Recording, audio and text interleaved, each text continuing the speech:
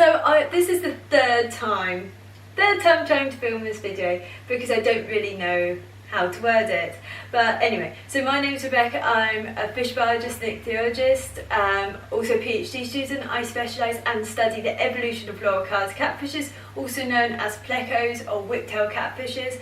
I had 6 years experience working in the aquarium trade. I have 18 plus years experience with aquariums.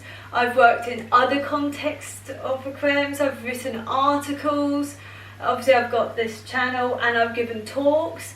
And today's video is about I didn't really know whether to make it at all. But women in fish keeping, is there a problem with women being in fish keeping, and do people find a problem with women being in fish keeping?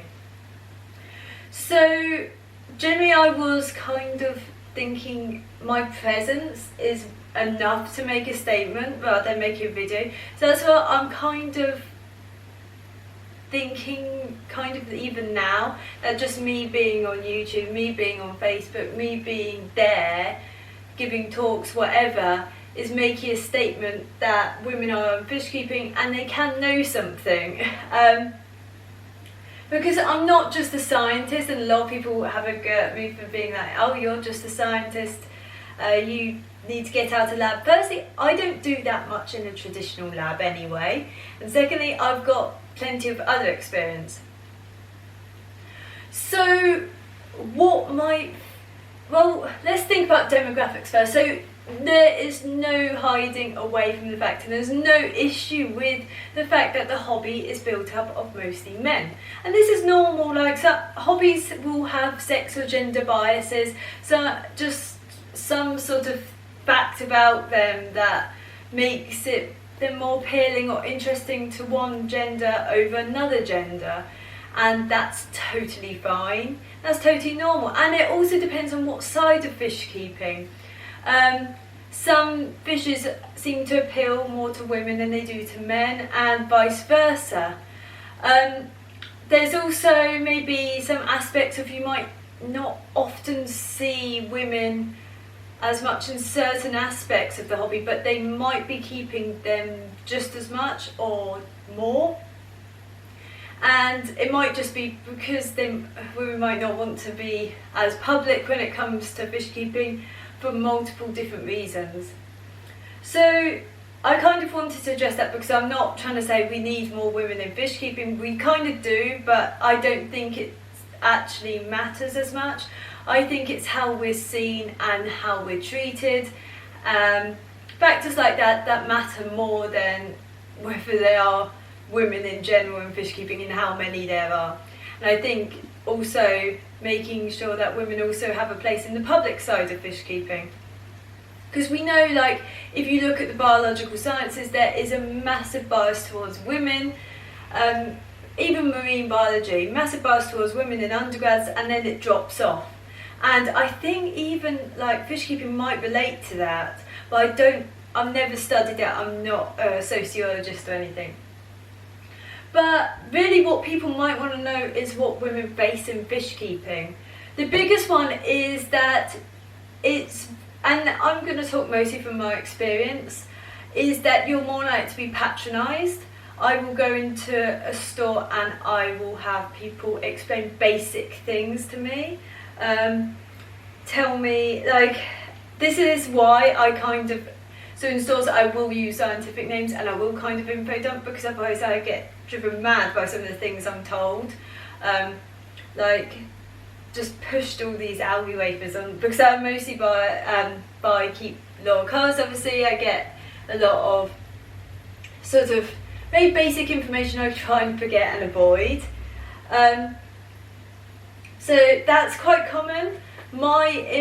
In like, especially the online world, but I guess it applies to stores, because when I worked in stores this was very common, that what I said, my knowledge, my experience is less valuable. So people don't trust it as much, people wouldn't ask me as much. If it was someone first time meeting me, my information was less valid than another person. And there's videos about when it might come to young people, because they also face the same amount of discrimination, and sometimes some people might think I'm younger than I am. I don't know if it's a compliment or not, but sometimes, yes, basically, yeah. So I get my information's more likely to be dismissed. I will also get, because I talk about maybe more controversial things, I'm going to see it a lot more.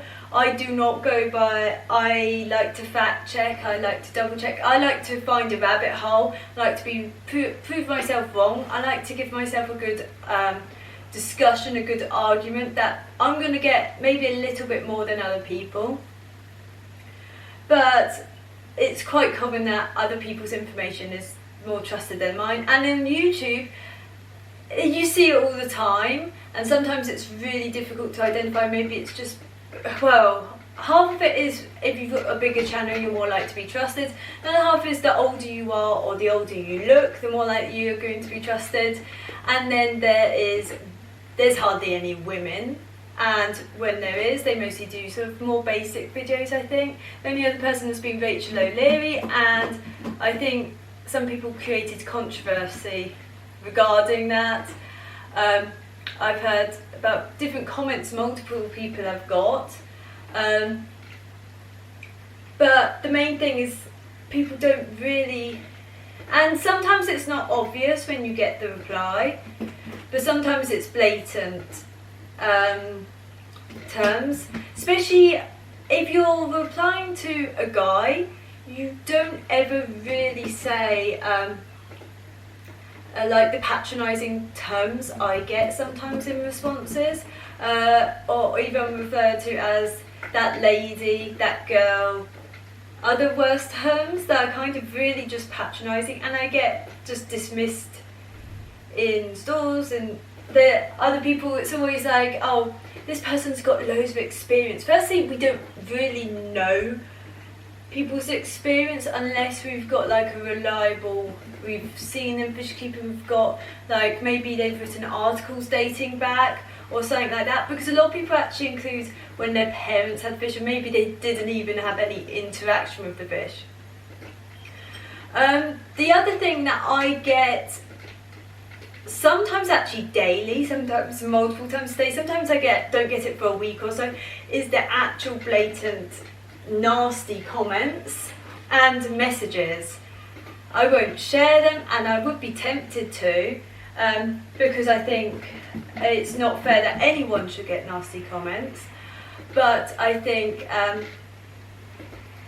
that is important just to, no one should be getting these comments. And I don't think I've gone through comment sections which are for videos that are mildly controversial, and they never got the comments I got. Maybe they deleted them, because that's what I did to some of these comments, but it seems like maybe. And also I think when you look at other YouTubers that are female, they get probably the standard that they get expected to is like higher, but then they're treated as their information is lower ranking.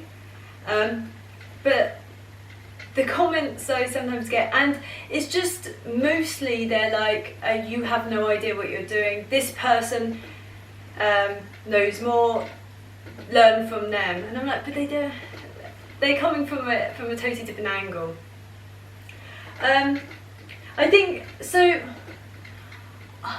It's really difficult. I think avoiding the subtle biases that we all have towards certain people is really important. And as fish keepers, we should look at people blind. I actually have username, like I use a username, or even this channel is totally gender neutral.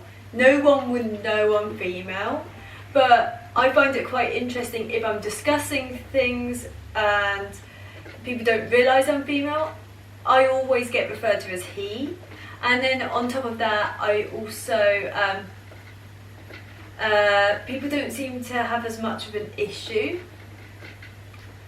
But But what can we do about it? I think we need more platforms for women and to encourage those women in fishkeeping. It doesn't have to be this sort of bias where women should be first and have much more, like they should be ahead of everyone sort of thing. I just mean like it'd be nice to have sort of panels, discussions, or just trying to avoid subtle biases, having space, like it'd be good to have, because given that, so my watcher demographic used to be about 97% male, now it's about 95%, but I know other people have much higher, and it's sometimes not always reflected in other spaces that there are a lot of female fish keepers, and there's a lot of knowledgeable female fish keepers. Many, like there's so many big names that are female in fish keeping. So I think, yeah, it's kind of like, it'd be interesting to have more space, more panel, more discussion, where it's not about sort of like, where it's just about feminism, that I think just discussing fish and having that different viewpoint, because diversity is important. And the marine hobby's done really well with it. I think I see quite a few different discussions, so they have panels where it's women and their experiences, which I think is really useful, because otherwise most of the discussions, most interviews are men and their opinions, men and their experiences. Whereas we know that if you have a diversity of different people, they come up with different ideas, different solutions, they have different backgrounds, different, because your experiences affect how you see the world, and if it's all just one sort of person's experience, then it's very different. But there's so many brilliant female fish keepers out there, and I will do a little like introduction for different female fish keepers. Being that yesterday was International Women's Day, I'll show off some of the female fish keepers that are worth maybe taking a look at. And so on Stephen P's channel we have Dr. Kelly Foreman, who does is involved in the discussions about plant biology, cell biology, also just plant care, rainbow fish care within the aquarium fish context. She's very knowledgeable and has done research and also teaching in the biological sciences. So one of my long-term friends, Alyssa Bentley, has a really good channel that shows her fish room and all the different fishes that she keeps, mostly loricas, a few different catfishes. She's also now got discus, some rarer variants of the common bristlenose, whether it be snow whites, green dragons, albino green dragons, and she does loads of different breeding trials with them. And also it shows, her channel shows many different examples of her just setting up her new fish room. So we also have Lou, who has her channel mostly on loricas, different oddballs, cichlids, stuff like that. She has a store, mostly selling things online. I don't know if she's a little bit preoccupied at the moment, but she has many brilliant videos on keeping different loricas and what it's actually like to own a small business within the aquarium hobby and aquarium trade. So Jacqueline has, it's not informative video so much. She has a brilliant channel on looking at different loricarids, so showing videos of the different fishes she's bred, shows the setups, and she's bred some of the more difficult loricarids to breed, anything from Panacus albivermis to Ancistrus ranunculus. She bred still breeds a lot of the Parancistrus Rantiacus, but has also kept some really nice specimens of L142 Barancistrus, and breeds just a lot of really challenging loricarids to keep. Really great channel for looking at that. Anyway, I'm going to end this video here. I don't really like discussing it much. It's not really, I'm not a humanities person. I talk with, when I try and discuss things like this, I kind of want to, I'd rather have no biases almost, and it's really difficult to avoid it when it comes to diversity, equality, stuff like that. So anyway, thank you for watching. If you like my videos, please comment, like and subscribe, and goodbye.